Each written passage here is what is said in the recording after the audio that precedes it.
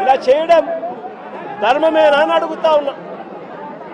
చంద్రబాబు నాయుడు గారి మీద ఇదే పోలీసులు చెప్పే లాజిక్కే, ఇదే సోషల్ మీడియాలో తెలుగుదేశం పార్టీకి సంబంధించిన వాళ్ళు దొంగ పోస్టులు పెడతా ఉన్న తీరునైతేనేమి, ఇదే ఈనాడు, ఆంధ్రజ్యోతి, TV5 లాంటి మీడియాలు ఎల్లో మీడియాలు నడుపుతా ఉన్న కథనాలు అయితేనేమి, వీళ్ళ మీద కేసులున్నాయని నేను అడుగుతా ఉన్నా. ఇదే చంద్రబాబు నాయుడు మీద 24 కేసులున్నాయి. మరి చంద్రబాబు నాయుడు మీద 24 కేసులున్నాయని చెప్పి చంద్రబాబు నాయుడు గారిని నడి రోడ్డు మీదకి తీసుకొని వచ్చి తన్నడం ధర్మమే అవుతుందా అని అడుగుతా ఉన్నా. చంద్రబాబు నాయుడు మీద కూడా 24 కేసులున్నాయి. ఆయనను కూడా రోడ్డు మీదకి తీసుకొని వచ్చి తంతే ధర్మమేనా అది? ఇదే పోలీసులను అడుగుతా ఉన్నా. కేసులు ఉన్నాయి కదా అని చెప్పి, పాత కేసులు ఏదో ఉన్నాయని చెప్పి నువ్వు చేసిన పనికి జస్టిఫైబుల్ కారణం కాదది. కేసులు ఉంటే ఆ కేసులు తేల్చాల్సింది కోర్టులు. మీరు ఆరోపణ చేస్తారు, అది న్యాయం కాదు అని చెప్పి వాళ్ళ అవతల కోర్టుల్లో ఆర్గ్యూ చేస్తారు. జడ్జి కేసు వింటాడు, జడ్జి తీర్పునిస్తాడు. అంతేకాని పోలీసులు ఇలా కేసులు గతంలో ఉన్నాయి కదా అని చెప్పి తీసుకొని వచ్చి నడి రోడ్డు మీద వాళ్ళను నిల్చోబెట్టి వాళ్ళ కుటుంబ పరువును తీస్తూ వాళ్ళను షేమింగ్ చేసే కార్యక్రమం పోలీసులకు లేనే లేదు. ఈ మధ్యకాలంలో జరిగిన అనేక ఘటనలు, రాకేష్ అనే పిల్లాడు, ఇది రాకేష్ అనే పిల్లాడికి సంబంధించిన కాలుకు సంబంధించిన ఎక్స్రే. అంటే నా పక్కనున్న పాప వాళ్ళ అన్న, నా పక్కనున్న పాప ఇంజనీర్, వాళ్ళ అన్న రాకేష్ పాలిటెక్నిక్ మెకానికల్. ఆ పిల్లాడికి సంబంధించిన కాలుకు సంబంధించిన ఎక్స్రే.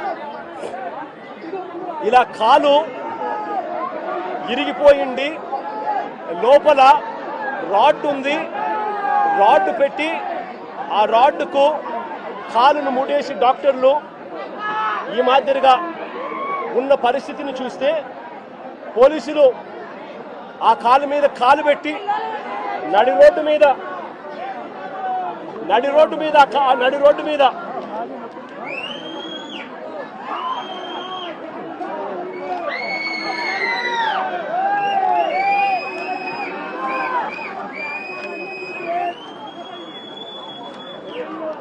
మీద ఆ పోలీసు కాలు తొక్కుతూ ఆ రాకేష్ అనే పిల్లోడిని ఇలా కొట్టడం, అది కూడా నడి రోడ్డు మీద షేమింగ్ చేస్తూ చేయడం ధర్మమేనా అని అడుగుతా ఉన్నా. హరి అనే వ్యక్తి,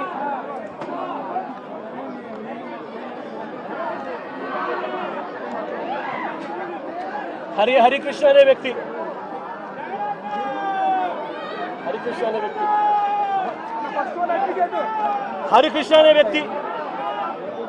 ఈ వ్యక్తి మీద ఈ మధ్య కాలంలోనే దాచేపల్లిలో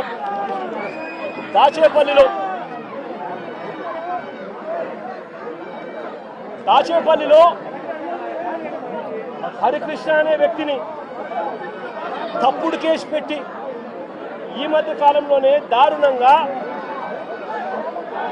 సిఐ క్వార్టర్స్ లో పడేస్తే, ఇంత దారుణంగా కొట్టి పడేస్తే వారి తల్లిదండ్రులు, గ్రామస్తులు వచ్చి ఆందోళన చేసి ఈ పిల్లాడిని రక్షించుకున్నారు. ఈ కేసులో కూడా ఎలాంటి గాయాలు జరగలేదని, ఎలాంటి గాయాలు ఆ పిల్లాడికి రాలేదని డాక్టర్లు దొంగ సర్టిఫికెట్ కూడా ఇప్పించుకున్నారు. ఆ పిల్లాడు ఈ రోజు కూడా నడవలేని పరిస్థితిలోనే ఆ పిల్లాడు ఉన్నాడు. రాజమండ్రిలో పులిసాగర్ అనే సోషల్ మీడియా యాక్టివిస్టు, రాజమండ్రిలో పులివీరన్న అనే పులిసాగర్ అనే సోషల్ మీడియా యాక్టివిస్టు. ఈ పిల్లాడు కూడా దళితుడే. ఈ పిల్లాడిని కూడా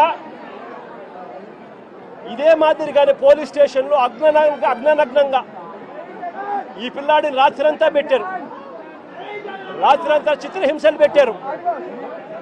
పోలీసులా వీళ్ళు రాక్షసులని అడుగుతా ఉన్నాం. సోషల్ మీడియాలో ఈ పిల్లాడు క్వశ్చన్ చేసిన దానికి ఈ పిల్లాడి పరిస్థితి రాజమండ్రిలో ఇది.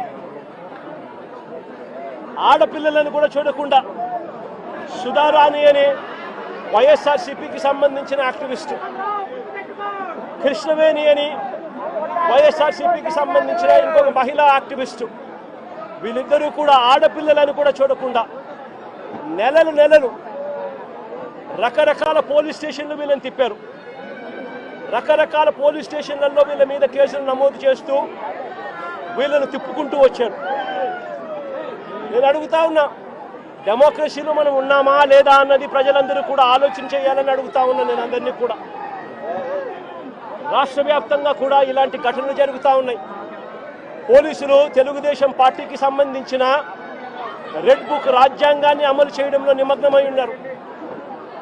మొట్టమొదటిసారిగా రాష్ట్రంలో ఈరోజు చూస్తూ ఉన్నాం, తెలుగుదేశం పార్టీ సాక్షాత్తు సిఐల్ని, సాక్షాత్తు డిఎస్పీల్ని, సాక్షాత్తు ఎస్ఐల్ని ఉపయోగించుకుంటూ పోలీసులను కలెక్షన్ ఏజెంట్లుగా వాడుకుంటా ఉన్నారు.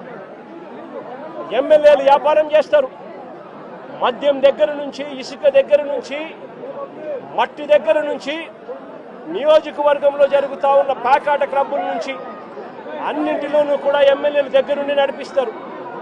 పోలీసులు దగ్గరుండి వాళ్ళకు ప్రొటెక్షన్ ఇస్తారు.